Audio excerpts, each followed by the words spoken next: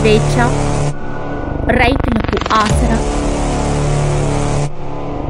కార్మికులకు రక్షణ, రాజ్యాంగ రచనలో తోడ్పాటు ఇవన్నీ సాధించిన నేత జగజ్జీవన్ రామ్.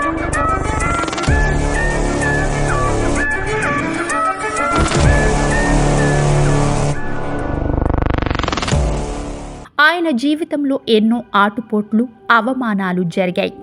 అయితే సహనం వాటిని జయించింది.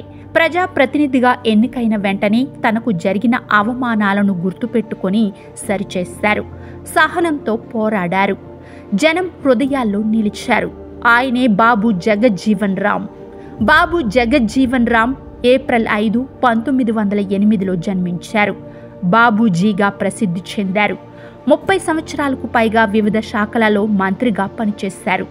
భారత చరిత్రలో ఎక్కువ కాలం కేంద్ర కేబినెట్ మంత్రిగా పనిచేశారు. జనవరి 1979 నుండి జూలై 1979 వరకు ఆయన భారతదేశ ఉప ప్రధానమంత్రిగా కూడా పనిచేశారు. ఇండో-పాక్ యుద్ధంలో ఆయన భారత రక్షణ మంత్రిగా కీలక పాత్ర పోషించారు. ఇది బంగ్లాదేశ్ ఏర్పాటుకు దారితీసింది. హరిత విప్లవం, భారత వ్యవసాయం ఆధునీకరణకు ఆయన కృషి ఎంతో ఉంది. 1935లో దళితులకు సమానత్వం సాధించడానికి అంకితమైన సంస్థ అయిన All India Depressed Classes League స్థాపనలో ఆయన కీలక పాత్ర పోషించారు. 1946లో ఆయన జవహర్ లాల్ నెహ్రూ తాత్కాలిక ప్రభుత్వంలో కార్మిక మంత్రిగా భారతదేశపు మొదటి మంత్రివర్గంలో అతిపిన్న వయస్కుడైన మంత్రి అయ్యారు. భారత రాజ్యాంగ సభలో సభ్యుడిగా కూడా పనిచేశారు. జగజ్జీవన్ రామ్ ఏప్రిల్ 5, 1908న బెంగాల్ ప్రెసిడెన్సీలోని షహాబాద్ జిల్లా, ఇప్పుడు బీహార్లోని భోజ్పూర్ జిల్లా అరా సమీపంలోని చాన్వా గ్రామంలో చామర్ కమ్యూనిటీకి చెందిన కుటుంబంలో జన్మించారు. పాఠశాల స్థాయిలోని అతను మొదటిసారి కుల వివక్షను ఎదుర్కొన్నాడు. అయినప్పటికీ నిశ్చితంగా ఉన్నాడు. ఈ పాఠశాలలో 2 నీటి కుండలు పెట్టారట. ఒకటి హిందువులకు, మరొకటి ముస్లింలకు ఉండే సాంప్రదాయం ఉండే. జగజ్జీవన్ హిందూ కుండ నుండి నీరు తాగాడు. ఈ విషయం ప్రిన్సిపాల్కు తెలిసిందే. దాంతో ప్రిన్సిపల్ పాఠశాలలో దళితుల కోసం 3వ కుండను ఉంచారు. జగజ్జీవన్ నిరసనగా ఈ కుండను 2 సార్లు పగలగొట్టాడు. ప్రిన్సిపాల్ 3వ కుండను పెట్టకూడదని నిర్ణయించుకునే వరకు అతను అలాగే చేశాడు. బనారస్ హిందూ విశ్వవిద్యాలయంలో ఉన్నప్పుడు సామాజిక వివక్షకు వ్యతిరేకంగా అతను షెడ్యూల్డ్ కులాలను సంఘటితం చేశాడు. దళిత విద్యార్థిగా అతనికి హాస్టల్లో భోజనం, జుట్టు కత్తిరింపులు వంటి ప్రాథమిక సేవలను నిరాకరించారు. ఒక దళిత క్షురకుడు అప్పుడప్పుడు జుట్టును కత్తిరించడానికి వచ్చేవాడట. చివరికి జగజ్జీవన్ BHUని విడిచిపెట్టి కలకత్తా విశ్వవిద్యాలయంలో తన విద్యను కొనసాగించాడు. ఆయన 1931లో కలకత్తా విశ్వవిద్యాలయం నుండి BSc పట్టా పొందారు. అక్కడ కూడా వివక్ష సమస్యలపై దృష్టిని ఆకర్షించడానికి సమావేశాలను నిర్వహించారు. మహాత్మా గాంధీ ప్రారంభించిన అంటరానితనం వ్యతిరేక ఉద్యమంలో కూడా ఆయన పాల్గొన్నారు. 1935లో ఆయన అంటరాని వారికి సమానత్వం సాధించడానికి అంకితమైన సంస్థ అయిన All India Depressed Classes league స్థాపనకు దోహదపడ్డారు. 1935 హిందూ మహాసభ సమావేశంలో దళితులకు దేవాలయాలు, తాగునీటి బావులను ఏర్పాటు చేయాలని డిమాండ్ చేస్తూ తయారు చేసిన తీర్మానానికి అనుకూలంగా ఓటు వేశారు. రాజ్యాంగ సభలో ఆయన దళితుల హక్కుల కోసం వాదించారు. 1946లో ఆయన జవహర్ లాల్ నెహ్రూ తాత్కాలిక ప్రభుత్వంలోనూ, ఆ తర్వాత మొదటి భారత మంత్రివర్గంలోనూ కార్మిక మంత్రిగా ఆయన అతిపిన్న వయస్కుడైన మంత్రి అయ్యారు. అక్కడ భారతదేశంలో అనేక కార్మిక సంక్షేమ విధానాలకు పునాది వేసినందుకు ఆయన కృషి చేశారు. ఇందిరాగాంధీ ప్రభుత్వంలో మంత్రిగా పనిచేశారు. అప్పుడే హరిత విప్లవాన్ని విజయవంతంగా నడిపించినందుకు రైతు లోకానికి బాగా గుర్తుండిపోయారు.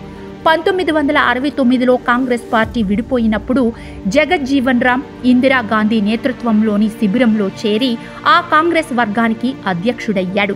ఆ తర్వాత భారతదేశంలో అత్యవసర పరిస్థితిలో ఎక్కువ భాగం ప్రధానమంత్రి ఇందిరాగాంధీకి విధేయుడిగా ఉన్నప్పటికీ 1977లో ఆయన మరో 5 రాజకీయ నాయకులతో కలిసి మంత్రివర్గానికి రాజీనామా చేసి జనతా పార్టీ సంకీర్ణంలో కాంగ్రెస్ ఫర్ డెమోక్రసీ పార్టీని ఏర్పాటు చేశారు.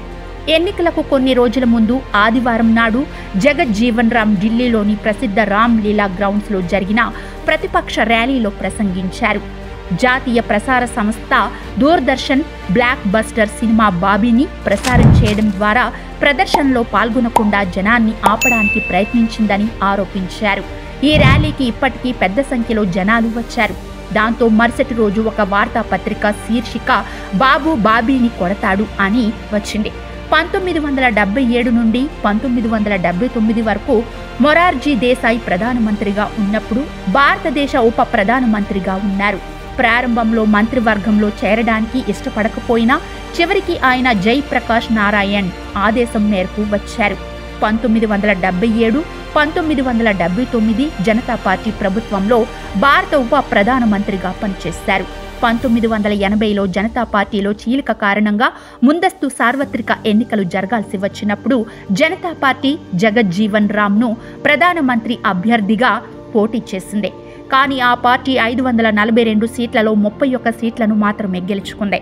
జనతా పార్టీలో నిరాశ చెందిన ఆయన కాంగ్రెస్ యూఆర్ఎస్ వర్గంలో చేరారు. 1981లో ఆ వర్గం నుండి కూడా విడిపోయి తన సొంత పార్టీ కాంగ్రెస్ను స్థాపించారు. 1952లో జరిగిన తొలి ఎన్నికల నుండి 1986లో మరణించే వరకు ఆయన పార్లమెంటు సభ్యుడిగా కొనసాగారు. 50 సంవత్సరాలకు పైగా అంటే 1936 నుండి 1986 వరకు పార్లమెంటులో ఆయన నిరంతర ప్రాతినిధ్యం వహించడం ప్రపంచ రికార్డ్. భారతదేశంలో అత్యధిక కాలం కేబినెట్ మంత్రిగా పనిచేసిన రికార్డు కూడా ఆయనకే సొంతం. మీరా కుమార్ జగజ్జీవన్ రామ్ కుమార్తె. మీరా కుమార్ 2009లో లోక్సభకు మొదటి మహిళా స్పీకర్ అయ్యారు. 1986లో కన్ను మూసిన జగజ్జీవన్ రామ్ అంత్యక్రియలు జరిగిన ప్రదేశాన్ని సమతా స్థల్ అనే స్మారక చిహ్నంగా మార్చారు. ఆయన జన్మ దినోత్సవాన్ని భారతదేశంలో సమతా దివాస్ సమానత్వ దినోత్సవంగా జరుపుకుంటారు. ఆయన సిద్ధాంతాలను ప్రచారం చేయడానికి బాబు జగజ్జీవన్ రామ్ నేషనల్ ఫౌండేషన్ను భారత ప్రభుత్వ సామాజిక న్యాయ మంత్రిత్వ శాఖ ఢిల్లీలో ఏర్పాటు చేసింది. రైల్వే ప్రొడక్షన్ ఫోర్స్ అధికారుల శిక్షణ అకాడమీకి జగజ్జీవన్ రామ్ పేరు పెట్టారు. ముంబైలోని ముంబై సెంట్రల్ ఏరియాలో ఆయన గౌరవార్థం జగజ్జీవన్ రామ్ హాస్పిటల్ అనే ఆసుపత్రి కూడా ఉంది. ఆ విధంగా జగజ్జీవన్ రామ్ సేవలను మన పాలకులు స్మరించుకుంటూ ఉన్నారు.